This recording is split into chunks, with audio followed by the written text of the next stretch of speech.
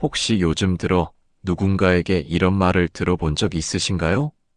엄마는 항상 그래. 그래서 내가 막대해도 괜찮잖아. 아, 그 일은 팀장님이 그냥 해주세요. 늘 해주시니까요. 서울 성동구에 거주하는 58세 여성 정희자 씨는 얼마 전 이런 말을 듣고 말문이 막혔다고 했습니다. 막상 누가 뭘 부탁하면 늘 웃으며 알았어라고 대답했고, 자식에게조차 그래, 넌 그렇게 해도 괜찮아라고 넘겼지만 돌아오는 건 감사도 존중도 아니었습니다.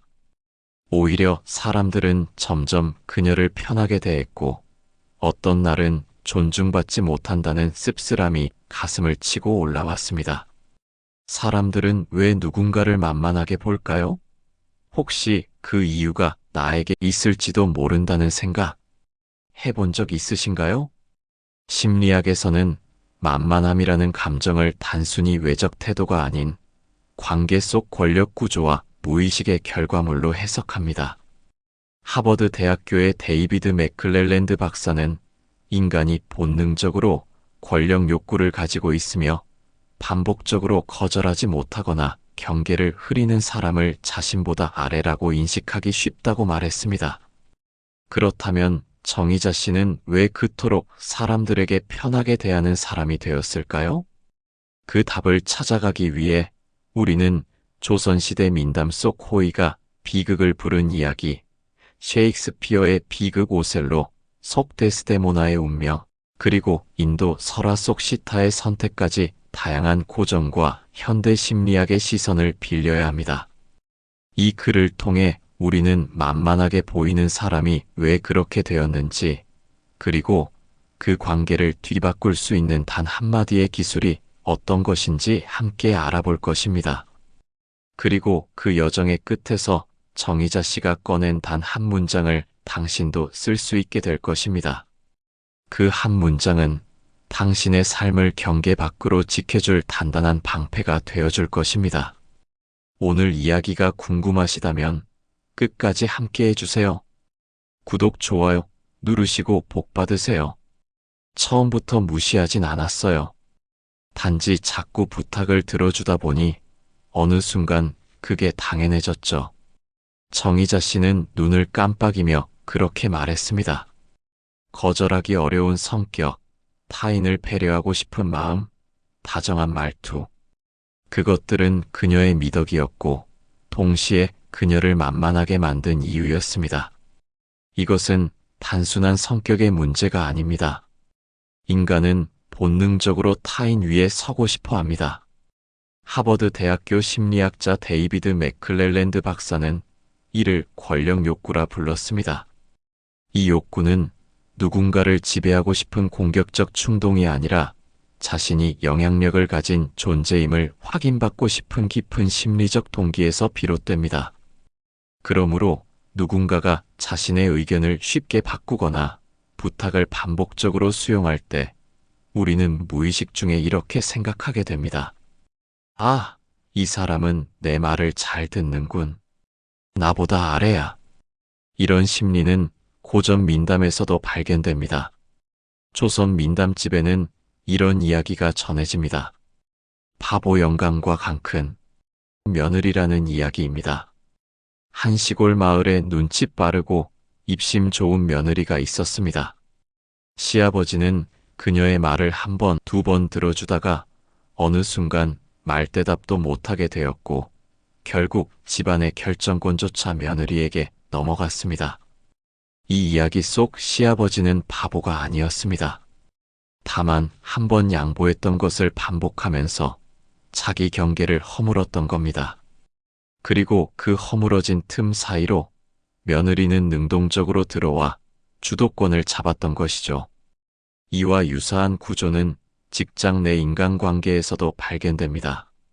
부장님은 부탁하면 다 해주시잖아요 라는 말 한마디에 웃으며 대답하던 순간들이 어느 날부터는 당연한 배정이 되어 있습니다. 이것은 일종의 역할 고정입니다. 특정 관계에서 반복되는 행동은 그 사람이 항상 그렇게 할 것이라는 기대를 낳고 그 기대는 곧 역할로 고착됩니다. 심리학자들은 이를 자기 유도 셀프 마이너스 컨퍼밍 바이어스라고 부릅니다.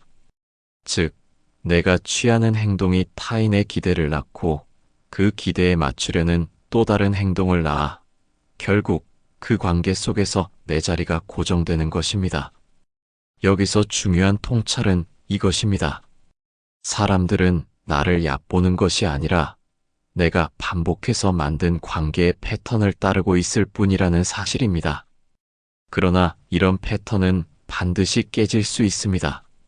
그리고 그 변화는 보통 한 문장에서 시작됩니다. 정희자 씨가 처음으로 꺼낸 문장은 바로 이거였습니다.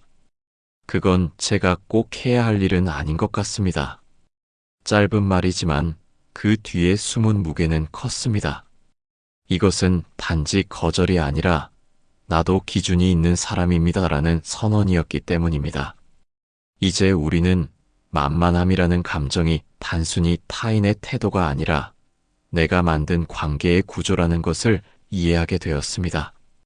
다음 단계에서는 이 관계 구조를 어떻게 내 무의식 속에서 반복하고 있는지를 깊이 들여다보겠습니다. 정희자 씨는 한번 거절을 하고 나서 오히려 마음이 무거워졌다고 말했습니다. 거절은 해도 되지만 하고 나면 내가 이상한 사람처럼 느껴졌어요. 그녀가 느낀 이 감정은 단순한 죄책감이 아닙니다. 오랫동안 잘 들어주는 사람, 기꺼이 해주는 사람으로 살아온 이들이 거절을 했을 때 느끼는 불편함은 바로 무의식 속 역할 충돌 때문입니다. 심리학자 에릭 번은 이를 거래 분석 이론에서 설명합니다. 우리는 인간관계에서 일정한 역할을 반복합니다. 이를 생활 각본 라이프 스크립트이라고 부르는데 예를 들어 양보하는 사람, 도와주는 사람, 모두를 편하게 해주는 사람 역할이 여기에 해당합니다. 이 역할을 반복하다 보면 우리는 그것이 마치 내 본성인 것처럼 착각하게 됩니다. 하지만 이 각본은 대부분 어린 시절에 형성되며 부모와의 관계, 사회적 피드백을 통해 강화됩니다. 정희자 씨 역시 오랫동안 참는 것이 미덕이다는 가치 아래 살아왔습니다. 가족 내에서는 둘째 딸로서, 직장에서는 오래된 선배로서 늘 조율하고 양보해왔죠. 그런데 바로 이 점이 문제입니다. 본인의 정체성을 양보자에 고정시키는 순간 타인은 그 사람을 하나의 도구처럼 인식하기 시작합니다. 이 심리는 셰익스피어의 비극 오셀로 속 데스데모나에게도 투영됩니다. 그녀는 사랑하는 남편 오셀로에게 끊임없이 순응합니다. 의심받아도 해명보다는 수용을 택하고 폭력적인 말에도 맞서기보다는 침묵합니다. 하지만 그녀의 침묵은 오히려 오셀로의 의심을 확신으로 굳혀버리고 결국 데스데모나는 억울하게 생을 마감하게 됩니다. 순응은 갈등을 피하게 할 수 있습니다. 하지만 반복되는 순응은 자신에 대한 가치를 타인의 손에 넘기는 일이기도 합니다. 데스데모나는 남편의 사랑을 지키고 싶었을 뿐이지만 그 사랑을 지키는 방식으로 자기 부정을 택한 것이죠. 이와 같은 순응은 오늘날에도 다양한 형태로 이어집니다. 실제로 한 익명 상담 커뮤니티에 올라온 사연에는 어머니가 늘 참기만 하시니까 어느 순간 가족 누구도 어머니의 감정을 신경 쓰지 않게 됐어요 라는 자녀의 고백이 등장합니다. 참는 것이 자식에게 더 나은 것이 아닐 수 있음을 이 사례는 잘 보여줍니다. 심리학에서는 이를 학습된 무력감, 런드, 헬플러스너스의 연장선으로 보기도 합니다. 계속해서 거절하지 않고 참기만 하면 나중에는 거절 자체가 불가능한 상태에 이르게 됩니다. 이 무력감은 점점 내 자존감까지 잠식하며 결국 나는 원래 이런 대우를 받아도 되는 사람이라는 내적 믿음을 만들어버립니다. 그렇다면 어떻게 이 무의식의 고리를 끊어야 할까요? 먼저 자신이 어떤 역할을 반복해왔는지를 자각하는 것이 첫걸음입니다. 그런 다음 그 역할을 다시 쓸 준비를 해야 합니다. 누군가의 부탁에 고개를 끄덕이기 전 이렇게 스스로에게 물어보는 것입니다. 내가 지금 이 부탁을 들어주는 건 진심일까? 아니면 그냥 익숙해서일까? 우리는 모두 자신만의 각본을 다시 쓸 수 있는 능력이 있습니다. 정희자 씨도 그렇게 했습니다. 그녀는 최근 친구의 부탁을 거절하고 이렇게 말했습니다. 요즘은 제 시간을 좀 더 챙기려고 해요. 이해해줘요. 그 한마디에 친구는 웃으며 대답했습니다. 그래야지. 이제는 정희자 씨도 좀 자기 편 들어줘야지. 이제 우리는 만만함이란 외부로부터 온 낙인이 아니라 내부에서 길러진 무의식의 패턴이라는 사실을 확인했습니다. 다음 장에서는 이 무의식을 깰 수 있는 실질적인 전략, 특히 경계라는 개념을 중심으로 살펴보겠습니다. 정희자 씨는 이제 부탁을 받았을 때 한 박자 쉬고 이렇게 말합니다. 그건 이번 주 제 일정에는 어려울 것 같아요. 놀랍게도 상대는 화를 내지 않았습니다. 오히려 고개를 끄덕이며 말했습니다. 아, 그렇구나. 너무 바쁘시죠? 정희자 씨는 깨달았습니다. 진짜 문제는 거절이 아니라 자신이 그동안 거절할 수 없는 사람처럼 살아왔다는 사실이었습니다. 브레네 브라운 교수는 이렇게 말했습니다. 경계를 세우는 것은 상대를 밀어내는 것이 아니라 나 자신을 지켜내는 것이다. 경계는 분노나 냉정함이 아닙니다. 오히려 따뜻함 속에 자기 존중이 깃든 말투로 관계의 질서를 재정립하는 도구입니다. 중국 고전 손자병법에도 이와 유사한 통찰이 등장합니다. 싸우지 않고 이기는 자가 진정한 승자다. 거절은 전쟁이 아닙니다. 오히려 선긋기입니다. 그 선은 상대를 제한하기 위한 것이 아니라 내가 내 안에 머무를 수 있도록 만드는 공간입니다. 심리학에서는 이를 경계 설정 바운더리 세팅이라 부릅니다. 특히 현대 관계 치료에서는 건강한 관계를 위해 명확한 언어로 감정과 한계를 표현하는 기술이 필수라고 봅니다. 미국 예일 대학교 정신건강센터에서는 경계를 설정하지 않는 사람은 결국 타인의 감정을 대신 떠안게 된다고 말합니다. 한 사례를 들어보겠습니다. 익명의 61세 남성 A씨는 동네 회관에서 늘 모든 일을 도맡았습니다. 어떤 날은 마이크 설치, 어떤 날은 차량 배차, 행사 안내까지. 누가 시키지도 않았지만 그는 늘 그렇게 하는 사람이었고 어느새 누구도 그를 도와주는 사람으로 인식하지 않게 되었습니다. 그는 어느 날 무릎을 다쳐 병원에 입원하면서 처음으로 이런 말을 했습니다. 나도 누가 한 번쯤 힘들죠? 라고 물어봤으면 좋겠더라고요. 이후 그는 퇴원 후 이렇게 말합니다. 다음 행사요? 이번에는 못 도와드려요. 무릎이 아니라 제가 저를 지켜야 해서요. 이 한마디가 그를 새롭게 보이게 만들었습니다. 사람들은 그에게 처음으로 진심 어린 감사와 안부를 건넸습니다. 거절은 단절이 아니라 관계의 재정렬입니다. 진정한 관계는 경계를 이해하고 존중하는 데서 시작됩니다. 노는 관계의 끝이 아니라 나라는 사람을 존중받게 만드는 시작입니다. 독자 여러분, 지금 떠오르는 상황이 있지 않으신가요? 늘 그래요. 제가 할게요라고 말하던 장면 말입니다. 그 장면에서 한 문장만 바꿔보세요. 지금은 조금 어려울 것 같아요. 그 한 문장이 당신의 경계를 만드는 시작이 될 것입니다. 그건 당신 생각이고요. 정희자 씨는 그 말을 처음 입 밖에 내고는 잠시 자신의 목소리에 놀랐습니다. 그 전까지는 언제나 알겠습니다. 괜찮아요 라는 말을 먼저 내뱉던 사람이었으니까요. 이 문장은 마법처럼 상황을 바꿨습니다. 상대는 멈칫했고 더는 그녀에게 쉽게 말하지 않았습니다. 경계를 세우는 말은 단순한 거절을 넘어 관계의 구도를 바꾸는 힘을 가집니다. 이러한 말의 힘은 심리학에서도 주목하고 있습니다. 미국 심리학자 조지 켈리 개인구성 이론에 따르면 인간은 세상을 일종의 틀로 해석하고 타인을 그 틀에 맞춰 예측하려는 경향이 있습니다.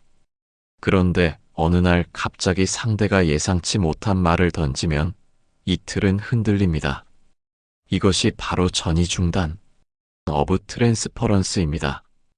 그리고 그 전이는 의외로 단 한마디의 말에서 시작됩니다. 고전에서도 이 같은 틀 깨기의 언어는 자주 등장합니다. 인도 대서사시 라마야나에서 시타는 남편 라마가 자신을 의심하자 불 속으로 들어가 스스로의 순결을 증명합니다. 이는 단순히 남편을 향한 복종이 아니라 스스로의 명예와 존재를 지켜내는 강력한 선언이었습니다. 그녀의 침묵은 거절이었고 그 거절은 역설적으로 신들마저 움직였습니다. 우리는 그처럼 불 속으로 들어갈 필요는 없습니다. 하지만 우리 삶에 한 문장의 용기가 필요할 때가 있습니다. 예를 들어 이런 상황을 상상해 보세요. 아, 그거 어머님이 좀 알아봐 주세요. 그건 제 역할이 아니라고 생각합니다. 아유, 그거 선배가 해줘야죠. 맨날 하시잖아요. 예전엔 그랬지만 이제는 제 기준을 다르게 세웠습니다. 이런 말들이 불편해 보일 수 있습니다. 하지만 이것은 관계를 끊는 언어가 아니라 관계를 다시 세우는 언어입니다. 관계 전문가인 이경훈 코치는 이렇게 조언합니다. 되받아치는 기술은 싸움을 유도하는 것이 아니라 틀을 재구성하는 겁니다. 그리고 그 틀을 바꾸는 건 단 한 문장의 힘에서 시작됩니다. 그렇다면 독자 여러분은 어떤 말을 준비하고 계신가요? 지금부터 나의 기준 선언문을 한 문장으로 적어보세요. 예를 들어 이런 식입니다. 저는 제 시간을 소중히 여깁니다. 그래서 갑작스러운 부탁은 곤란합니다. 이 한 줄이 당신의 존재를 만만하지 않은 사람으로 만들 것입니다. 지금까지 만만함을 거절하는 내면의 힘을 다뤘다면 다음 단계에서는 실제로 존중받는 사람들이 공통적으로 지니고 있는 언어 습관과 태도, 그리고 그 심리적 원리를 살펴보겠습니다. 정희자 씨가 문장을 바꾸자 세상이 바뀌었습니다. 그녀가 이번에는 어려워요라고 말했을 때 상대는 되묻지 않았고 그녀의 시간이 귀하다는 듯 행동했습니다. 이것은 단순히 거절을 잘해서가 아닙니다. 그녀는 이제 다르게 보이는 사람이 된 것입니다. 심리학자들은 이러한 인물들의 특징을 존중 자가증폭 효과 셀프-리인포싱 리스펙트 사이클이라고 부릅니다.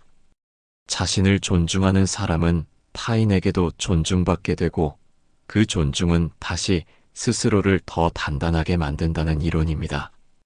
이른바 존중의 연쇄 반응입니다. 이러한 특징은 고전 속 인물들에게도 자주 등장합니다. 유럽 중세 기사도 문학 속 여성 캐릭터들, 예컨대 트리스탄과 이졸데 속 이졸데는 격정적인 감정 속에서도 자존감을 지키는 태도를 잃지 않습니다. 그녀는 왕과 연인을 모두 배려하면서도 자신이 먼저 무너지는 법이 없었습니다. 이졸데는 사랑 앞에서도 자신의 경계와 품위를 지키는 법을 알았던 인물입니다. 이와 같은 존중받는 사람들은 공통적으로 세 가지 특징을 가지고 있습니다. 첫째, 말이 짧고 단정합니다. 죄송하지만 어렵습니다. 그건 제 기준엔 맞지 않습니다. 둘째, 시선을 돌리지 않고 눈을 마주칩니다. 이는 단순한 비언어적 행동이 아니라 뇌의 공감 신경망을 자극하여 상대가 자동적으로 이 사람은 자기 확신이 있는 사람이라 인식하게 만듭니다. 최근 예일대학교 심리학과 연구팀은 눈을 마주치는 행위가 상대의 뇌에서 존중감지 회로 리스펙트 디텍션 서클을 활성화시킨다고 밝혔습니다. 셋째, 자신의 시간을 중요하게 여깁니다. 그들은 일정을 말할 때 바빠요 대신 그 시간엔 제 일이 있습니다라고 말합니다. 단순하지만 내가 내 삶의 주인이다라는 메시지를 강하게 전달하는 문장입니다. 이 같은 특징은 최근 국내 소셜 커뮤니티에서도 관심을 모았습니다. 한 사용자는 존중받는 직장 동료에 대해 이렇게 묘사했습니다. 그 선배는 항상 웃어요. 그런데 할 말은 정확하게 해요. 그래서 오히려 그 사람이 무서운 게 아니라 믿음직스럽죠. 즉, 만만하지 않다는 건 차가운 거절이 아니라 따뜻한 단호함입니다. 정희자 씨는 이제 이런 말을 자주 듣습니다. 정 선생님은 기준이 있으시잖아요? 그리고 그녀는 그 말에 미소로 답합니다. 네, 이제야 그 기준이 생겼네요. 다음 단계에서는 지금까지 다룬 이야기들을 한데 모아 마무리하며 관계 속에서 우리가 어떤 방식으로 스스로를 지키고 또 사랑할 수 있는지 살펴보겠습니다. 정희자 씨는 더 이상 부탁을 들으면 반사적으로 고개를 끄덕이지 않습니다. 그녀는 이제 말을 고릅니다. 그리고 정중하지만 분명하게 말합니다.